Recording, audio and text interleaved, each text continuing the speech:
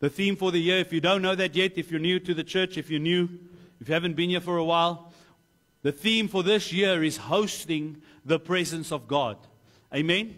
We here understand that we were created to host the presence of God. Ons was gemaak daarvoor. Amen? We were created to host the presence of God. And last week, I shared on the new covenant, the ark of the new covenant. That is you, that is me, that is every believer is blood washed and Holy Spirit filled. We are the ark of the new covenant. We have the ability to carry the presence of God wherever we go. Amen? And this morning, I want to talk to you about something. The title of the message is Make Room. Make room. And it's about hunger, spiritual hunger. Who understands that when we hunger for God, we make room for God? Amen? And the key scripture we have, if you've got your Bible with you, I'm reading out of Matthew chapter 5, verse 6. I'm reading out of the New King James Version. Matthew 5, verse 6. This is where Jesus has the Sermon on the Mount, and this is part of the Beatitudes. And he said, "Blessed are those who hunger and thirst for righteousness, for they shall be filled." You see, it's not a if and maybe. They shall be filled. If you hunger, you will be filled. Amen? Now, I love how the Message says it. It says it like this. You are blessed when you've worked up a good appetite for God. You see, we can't leave the for God out of it. It's part of it. His is food and drink in the best meal you'll ever eat. Amen? Now, what is the definition of hunger? The definition of hunger is to have a strong desire or craving for something. In the spiritual, hunger is a holy dissatisfaction that refuses to live without more of God. Say more of God. More of God. We are not satisfied without God. No. We are not satisfied without even more of God. In the natural hunger, we crave food like bread. We seek temporary satisfaction. We feed on what perishes. In the spiritual, we crave God's presence. We seek eternal substance, that which does not perish.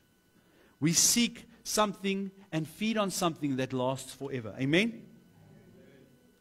Matthew 4 verse 4 in the New King James says, "But he answered and said," this is Jesus speaking, "It is written, man shall not live by bread alone, but by every word that proceeds from the mouth of God." Do you remember when Jesus said this? This was when he was tempted in the wilderness by the devil. And the devil used scripture and he said, "You're hungry. You can tell these rocks and they will become bread and you can eat." It's paraphrasing. Don't quote me like that, right? And then Jesus answers him with scripture. He said, No. Man shall not live on bread alone. You see, that thing which satisfies us temporarily, we will be filled with the Word of God, that which satisfies us eternally. What happens if we ignore it? In the natural, if you ignore your hunger pains, the body becomes weak, the body can become sick, and it can die without food. In the spiritual, the soul becomes dry, dull, and spiritually insensitive. You see, we lose the ability to hear the voice of God because we have lost our hunger for more of Him. You can still be busy in church, but be empty in the spirit. Now, if you don't want to say amen, you can say aina. That is also acceptable. Ouch. That is acceptable terms in this church.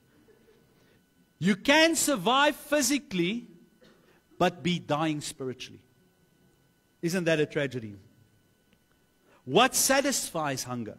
In the natural, food. Food satisfies hunger. It must be repeated daily, but it never permanently fills us.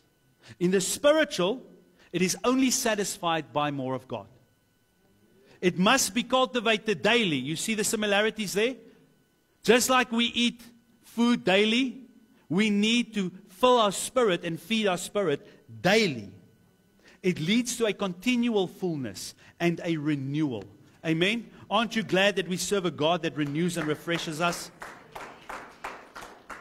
Now, this is just a quick summary. What does it produce? In the natural, when we feed our hunger, it produces physical strength. In the spiritual, it produces a passion for God, a sensitivity to His presence, and transformation.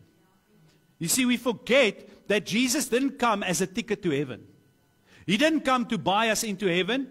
Now I'm saved, okay, nou kan ek maar aangaan met my lewe. No.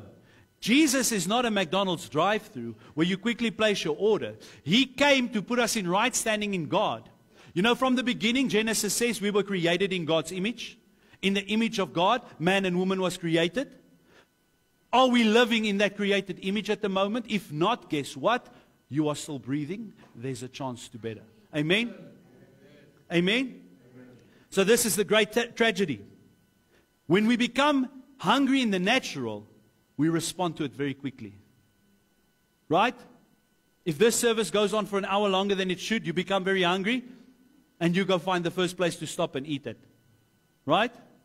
But in the spiritual, many silence the hunger. We distract it and we replace it. We replace it with activities or entertainment. We even replace it with religion without presence. You see, a habit of coming to church does not make you a Christian.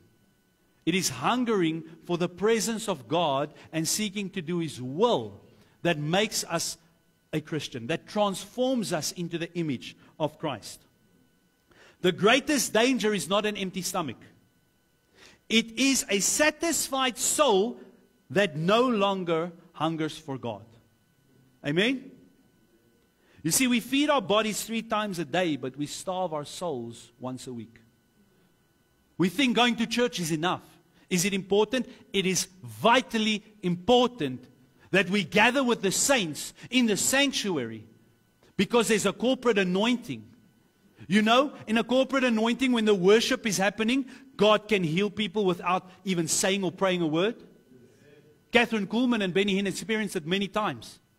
Catherine Kuhlman had worship services, and then people would come rolling their own wheelchairs and laying them on the stage and throwing their crutches on the stage without her laying a hand, without her praying a word, without her preaching a sermon, and they got healed under the corporate anointing. So coming to church is vital, but that's not enough. You see, there's a man called John Ramirez. He was one of the head Satanists in America. He was ranked 3rd at the time that he was serving the devil. And from the age of 8 years old, now if you look at my little boy, he's 8 years old. From the age of 8 years old, he went to satanic church from 5 o'clock at night. No, sorry, from 7 at night to 5 in the morning. From 7 at night to 5 in the morning, an 8-year-old goes to learn spiritual warfare. Is church enough? No. We need more of God. Amen? Jonathan Shuttlesworth said the following. He said, until you get hungry and thirsty for something, it will always remain out of reach. Isn't that profound? You will not go look for food if you are full. If you are satisfied, you won't want more. So I want to run through a few things. What's important about spiritual hunger? Where do we start? We need to start at the source. Not the source, nie die sous nie. The source, die bron, the source. We need to start at the source. If you've got your Bible, you can turn to John 6, verse 35. Again, I'm reading out of the New King James. If you forgot to bring your Bible, just move next to a Christian, sit next to them and read the Bible with them. No, I'm joking. If you don't have a Bible, in all seriousness, we've got Bibles. We would love to bless you with a Bible. I know it's on the Word. See, we've become lazy. We don't open it. As die krag nou afgaan, if the power trips now, I've still got the source, right? Amen. John 6:35 says, and Jesus said to them, I am the bread of life. He who comes to me shall never hunger, and he who believes in me shall never thirst. What is your craving and your desire? What is your spiritual craving and desire? Do you have a spiritual craving and desire this morning? Spiritual hunger is not about attaining something. In the physical, we want food, we get food. In the spiritual, it's about pursuing someone, chasing after. Jesus is the source of the hunger. If He's not, then we need to realign ourselves with the Word and the will of God. He was there right from the beginning. You guys know your Bible, right? John 1 verse 1 to 3 says, "In the beginning was the Word, and the Word was with God, and the Word was God." He was there in the beginning with God.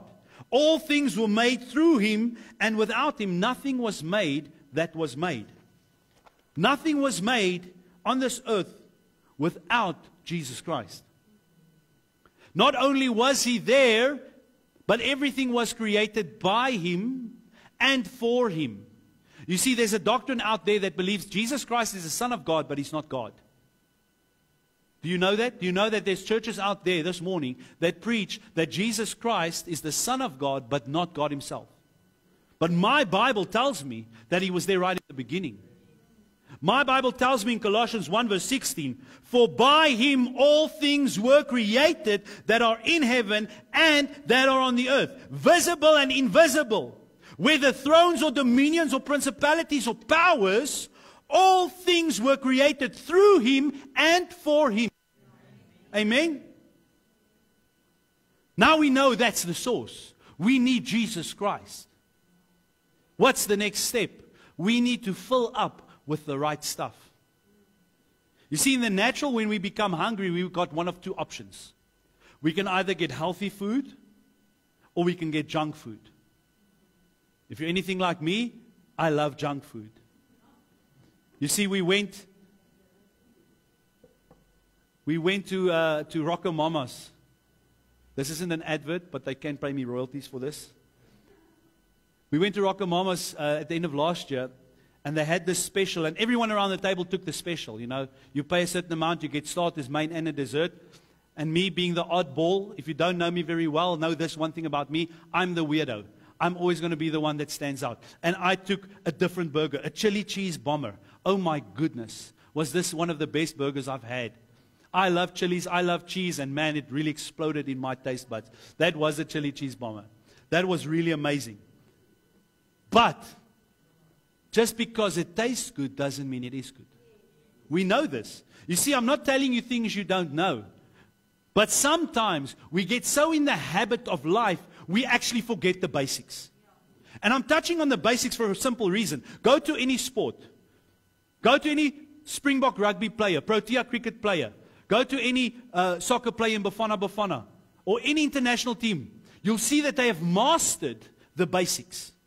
You see, Christianity is not just about trying to live. It's to pursue Christ in a way that we master the basics so that it becomes a part of who we are.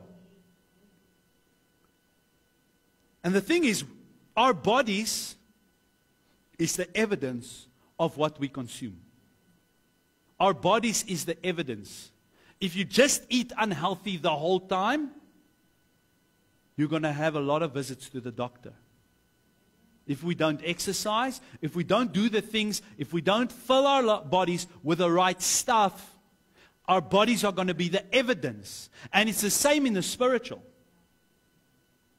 In the spiritual, our character is evidence of what we believe and how we walk in our belief.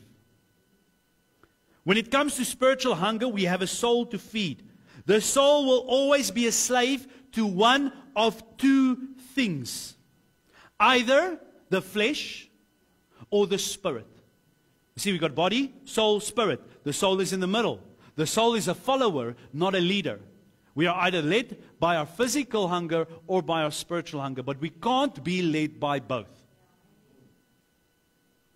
Galatians 5 verse 16 to 17 says, "I say then, walk in the Spirit, and you shall not fulfill the lust of the flesh. For the flesh lusts against the Spirit, and the Spirit against the flesh. And these are contrary to one another, so that you do not do the things that you wish." In the New Living Translation, it says it like this: "So I say, let the Holy Spirit guide your lives. then you won't be doing what your sinful nature craves. Remember the definition of hunger? A desire or craving. Our flesh, our bodies, continually crave the things that are wrong. The sinful nature wants to do evil, which is the opposite of what the Spirit wants. And the Spirit gives us desires that are opposite of what the sinful nature desires. These two forces are constantly fighting each other. So you are not free to carry out your good intentions. Now, we started the fast, a corporate fast, on Friday. Who knows we started a fast? Who is fasting with us? It's okay if you're not fasting. God will get you there. Amen. This is not a place of judgment. I'm just asking you a question. How difficult has it been in the fast for you to go to work and smell other people's lunch? Hey? Someone came to me the other day. They usually offer everyone stuff in the office. And this day I said, listen, no, I'm not taking anything this week. And they said, listen, what's going on with you? Now I said, listen, Lord, can I reveal to them that I'm fasting? And I said, listen, I'm fasting. And they're not followers of Jesus Christ the way we are, right? So I had to explain to them why I'm fasting and you know what the reason is. And then the first thing they said, wow, isn't it difficult for you when people come and eat their lunch in front of you? So I said, that's what it's all about. It's about suffering for a greater cause. Amen? When we consume that which satisfies the flesh, we are a slave to sin and become more separated from the fullness of God. But when we consume that which feeds the Spirit, we become free from sin. And we can approach the throne of God with boldness. Amen? Don't you want to be that Christian that goes into a moment of prayer and say, Father, I thank you that this situation is sorted out. I thank you that this sickness is healed in the mighty name of Jesus. And like that, it happens. You see, we've got the ability. It is there. It is open. It is free for us to do so. God doesn't hinder us. We hinder ourselves. Amen? Matthew 7, verse 16 to 20. Once again, I'm reading out of the New Living Translation. This is Jesus speaking. He says, you can identify them by their fruit. That is, by the way they act. Can you pick grapes from thorn bushes or figs from thistles? A good tree produces good fruit, and a bad tree produces bad fruit. A good tree cannot produce bad fruit, and a bad tree can't produce good fruit. So every tree that does not produce good fruit is chopped down and thrown into the fire. Yes, just as you can identify a tree by its fruit, so you can identify people by their actions. You see, even hunger, when we truly hunger for more of God, people notices it. People sees it. And you know what it does? It draws people. It draws believers and unbelievers.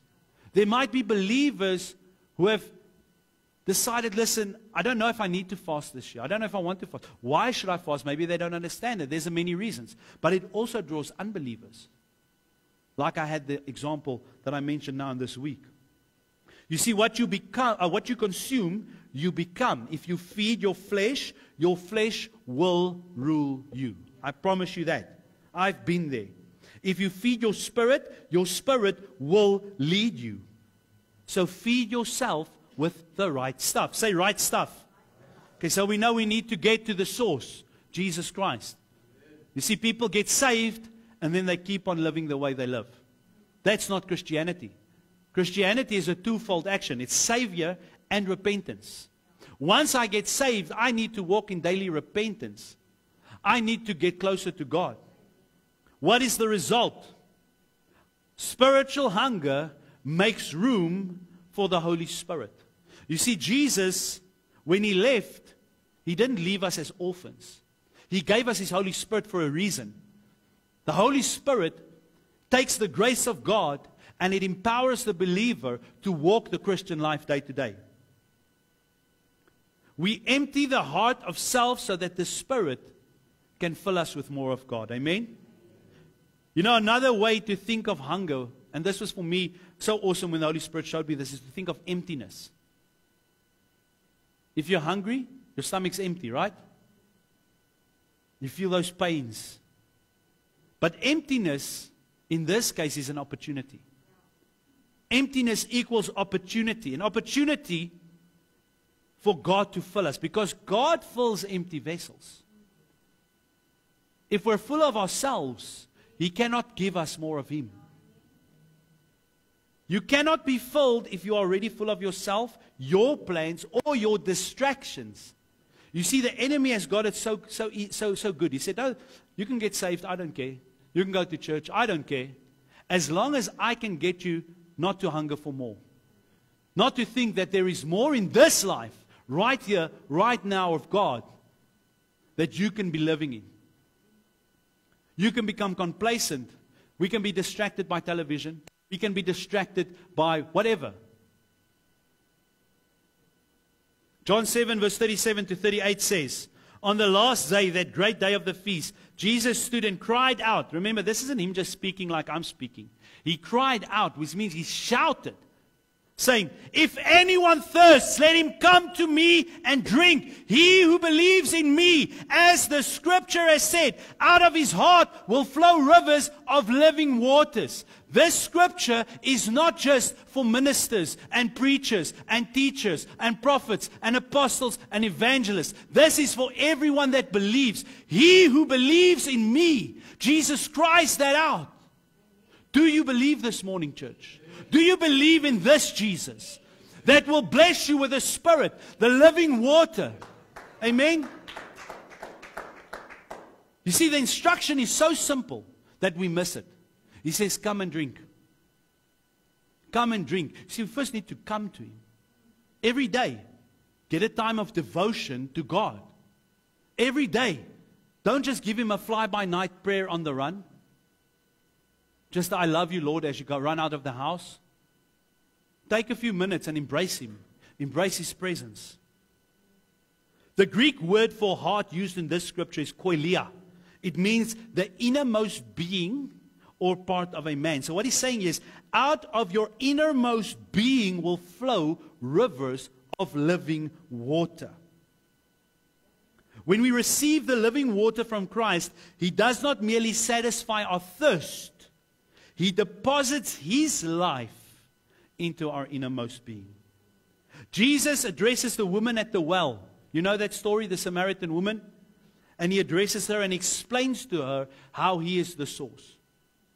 He says to her in John 4 verse 10, "If you only knew the gift God has given for you and who you are speaking to, you would ask me and I would give you living water." And a little bit down the road in verse 13 He says, "Anyone who drinks this water will soon become thirsty." He's talking about the water of the well, right? Because she didn't understand it very well. He says, if you drink that water, you will soon thirst again. "But those who drink the water I give will never be thirsty again. It will become a fresh, bubbling spring within them, giving them eternal life." The result of hunger is eternal life. Not just flowing to us, but flowing through us. Amen? When we hunger and thirst for more of Jesus, He fills us with the Holy Spirit. With the Holy Spirit inside of us, out of us should flow unlimited power to do the works of Christ. A constant flow of the Spirit without measure. You see, it's time that the church rise up again. Is julle reg om op te staan? Are you ready to rise up as the body of Christ in your authority? Do you understand that roller coaster Christianity? Have you ever seen a roller coaster? It's up, it's down, it's a loop, it's this, it's there, it's everywhere. But Christianity is not supposed to be that way. It's time for us to go from glory to glory, from strength to strength, from faith to faith, to move onwards and upwards. Amen?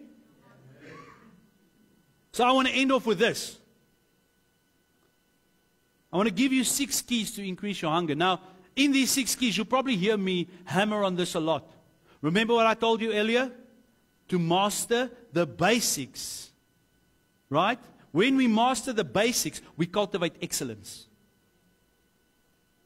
You don't see a Springbok rugby player knock on a rugby ball as much as you do in a under 8 or under 9 rugby game, right? Have you seen how much they drop the ball? That's if they release it. Just allow fast on item. Hey? 6 keys to increase your hunger. First one, we need to consume God's word. What does it say there? Because knowing Him changes everything. Not some things. If only some things in our life has changed and not everything, that means we need more of God. Right? Consume God's word like it is the only meal left, like it's your last supper. Pray from an earnest heart, because prayer is not just talking, it's listening. You see, we go into prayer. Lord, I need this, I need that. Thank you for my family. Lord, amen. Go bye. That's why we can't pray for an hour. Because we give God our wish list and then we leave the room. Yes, sometimes we throw a little bit of gratitude in there, and that's amazing. But how often do you actually sit and get quiet before God and say, Lord, you know the desires of my heart. You know every need before I even have it.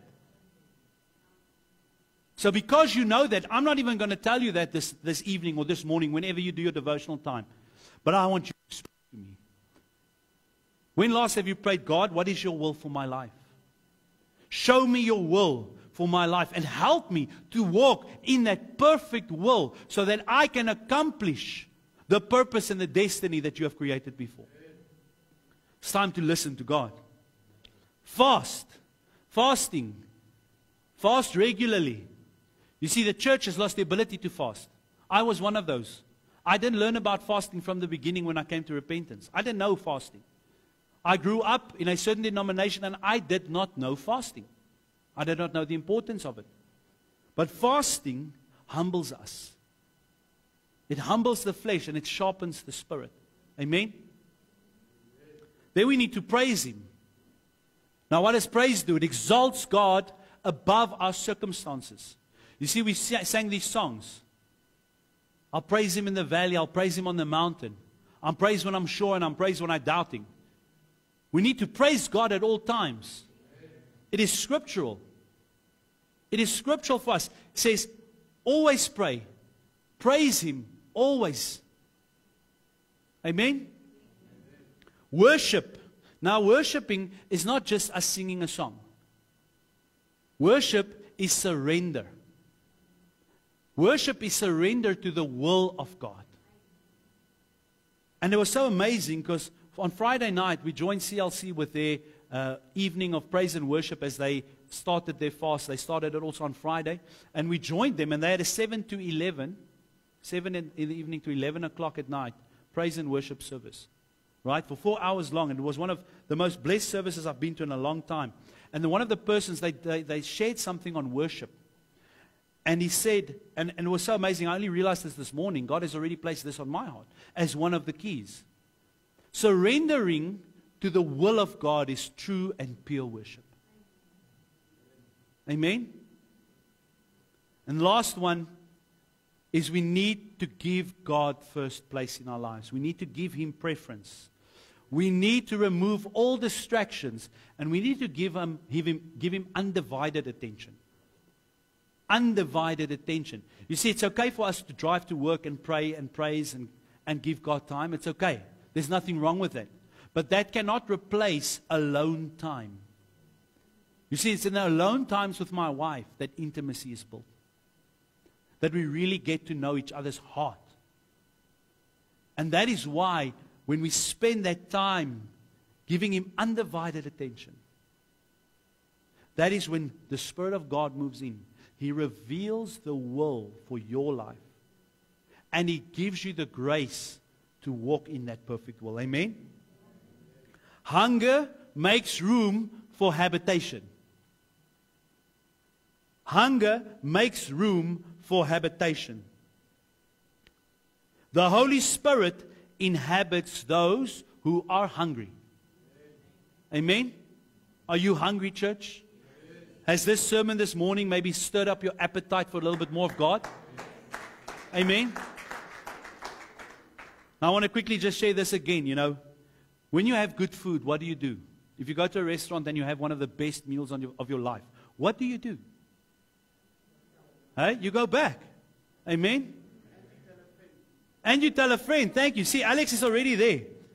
You invite a few friends with you and you say, guys, we need to get to that. We need to go to that restaurant. It's the best.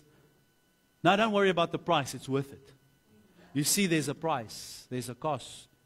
Hunger will cost you something. But I promise you it's worth it. It's absolutely worth it. Amen? Now, I just want you to stand to your feet as I end the service off in prayer.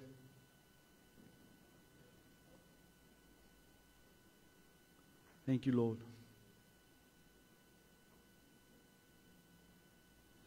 Aubrey, can you just cue that song for us, please?